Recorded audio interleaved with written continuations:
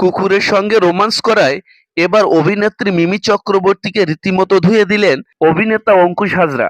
একটি সাক্ষাৎকারে মিমিকে ঘিরে অঙ্কুশ টিটকারিমূলকভাবে বলেন, মিমি যে একটা মেয়ে আমার সেটা মনেই হয় না। অঙ্কুশ বলেন, আর কত কুকুরের সঙ্গে রোমান্স করবি মিমি? এইসব নোংরামির কারণে ওর কোনো বয়ফ্রেন্ড টেকে না। বয়স হয়েছে মিমি, এখন এইসব বাদ দিয়ে সংসার ধর্ম শুরু কর।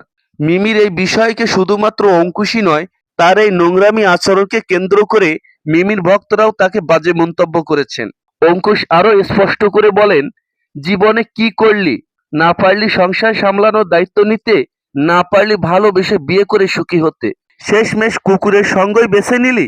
ভক্তদের মধ্য থেকে অনেকে বলেছেন মিমি নাকি প্রেমে ব্যর্থ হয়ে এই পথ বেছে নিয়েছেন। আবার কেউ বলেছেন আর টোলের শিকার না হয়ে মিমির এবার বিয়ে করে সংসার করা উচিত। তো প্রিয় ভিউয়ার্স, মিমি কি সত্যিই সবকিছুতে ব্যর্থ হয়ে শেষমেশ কুকুরের সঙ্গে জীবনযাপন কাটাচ্ছেন? আপনাদের কি মত? অবশ্যই কমেন্টে জানাতে ভুল করবেন না।